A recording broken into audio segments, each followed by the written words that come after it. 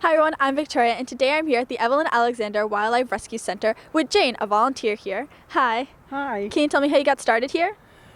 Yes, I moved to the community about 30 years ago, but I've always been involved with rescue.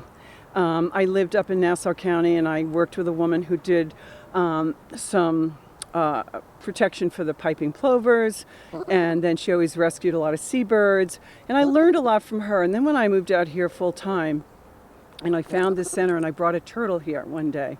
And I thought, oh, I really want to be here and I want to help and do whatever I can. So they said, sure, you can come and volunteer. So that started, I don't know how many years ago. And then we had the program with the raptors, birds of prey. And I've always loved owls and hawks. And so Nick, who used to be here with our program, he taught me how to handle the birds. And so I like working in the hospital and working with all the animals that are injured, but I also like going out into the community with the birds of prey and teaching kids about what they can do and how these animals live in their backyard, and something they don't really learn in school, which I think is really important to help them understand.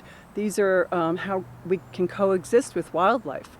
And they really get it, they really understand it. And, it's like also good, get them off their phones and away from the TV, Right. Go out at night for an owl walk, and listen for the owls. So I feel as if we go out and we do that, we really make a difference. And rescuing is another element. When we get a call or a text that an animal is injured, in Sag Harbor, I'm out east. What? She just was napping, so she's a little cranky. I go out to a house, pick up a bird or a rabbit or a squirrel or a fawn, and, I thank the people for calling it in, number one, and then I take their number and I try to, keep them in touch about how the rehabilitation is going. And then upon release, I like to take the animal back there. That's what we try to do. And that way it brings the community together. Yeah. So everybody's helping, wildlife. We're not just doing it. It's not just us. It's not the vet tech or the vet or the rescuer. It's everybody involved. And I think that's the key. And that's what we try to do on a daily basis. And I've had so many people really from that time of rescuing, get so excited and they say, oh, I can't believe you were able to pick up that swan, and thank you so much for coming. And because they're frozen, they don't know what to do. And then if we can help them a little bit, it's like we offer these classes where people can come, and I've said to people, oh, I can't commit that much time, whatever, and I say it's not about really committing a lot of time, it's just knowing what to do. If you walk outside one day and you've got an injured animal, you'll know what to do. Put it in a box, cover it with a towel, whatever it is that, whatever animal, and then call us and we'll come and get it. Yeah. So it's little by little just trying to get the community involved. So, and these are our ambassadors. Yeah. And can you tell me about this bird? Yes, she is a great horned owl. She has no predators. She came to us actually from Southold, fell out of a nest when she was 2 days old, so she was about this big. She broke both her wings and her pelvis, and it took a very long time for her to be rehabilitated. They were actually going to euthanize her, then decided, let's try to see if we can rehabilitate her, which they did. But by that point, she was really imprinted, had bonded with everybody, and couldn't fend for herself if she was released to the wild. She is fully flighted, so occasionally I'll take her over to the flight cage and let her fly around. And she can fly a little bit in her aviary here, but she's a really good ambassador because it's so great to see like a 5-year-old's face when they get like within 2 feet of an owl. They just can't believe it. Yeah. And so it makes a big impression, and it makes that child want to do more and get more involved, which is really great. I mean, that's the whole point. So she's a little cranky, but she does like to go out to schools. We go to schools and we do programs.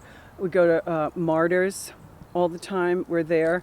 And a lot of kids were there last Sunday. We're going to be there again this Sunday.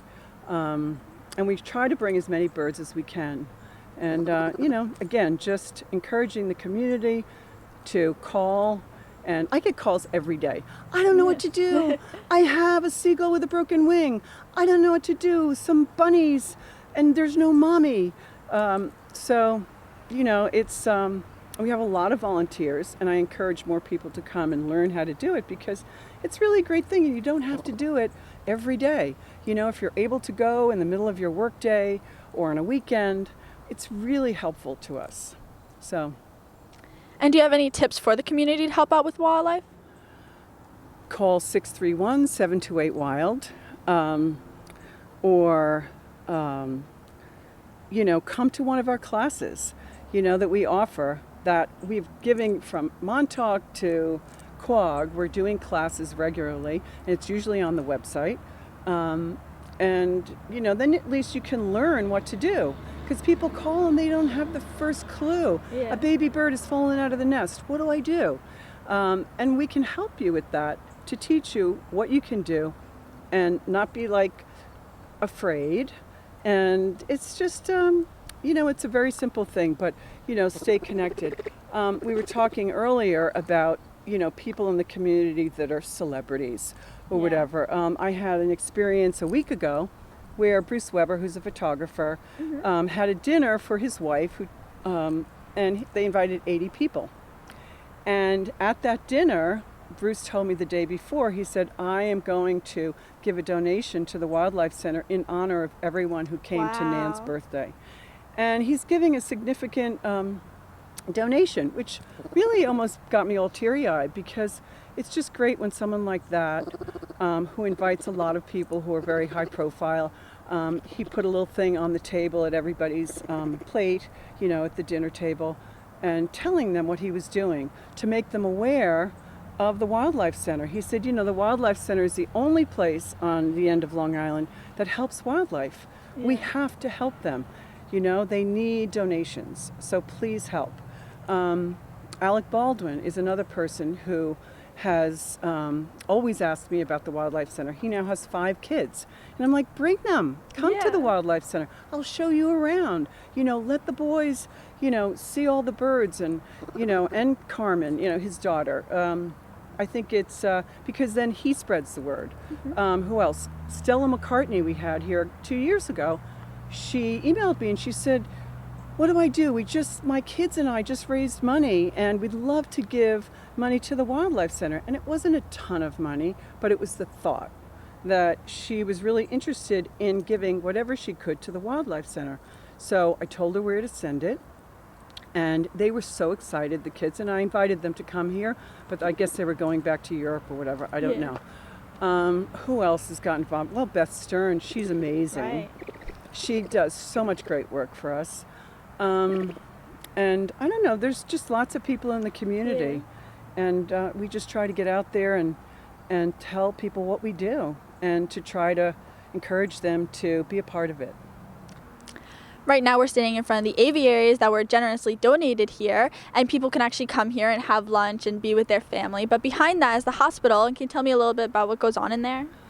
Yes, absolutely. It's phenomenal what goes on there because the vet techs and the volunteers and the staff have by now, I think, about 220 animals. Wow. So that have to be fed, and all the cages have to be cleaned. And what happens is a bird or a fox or a swan or something comes in, it gets medication, it gets cleaned, it gets weighed, and then it is then fed. And then it goes from, the first room, more or less, into the second room where it's a little bit more rehabilitated.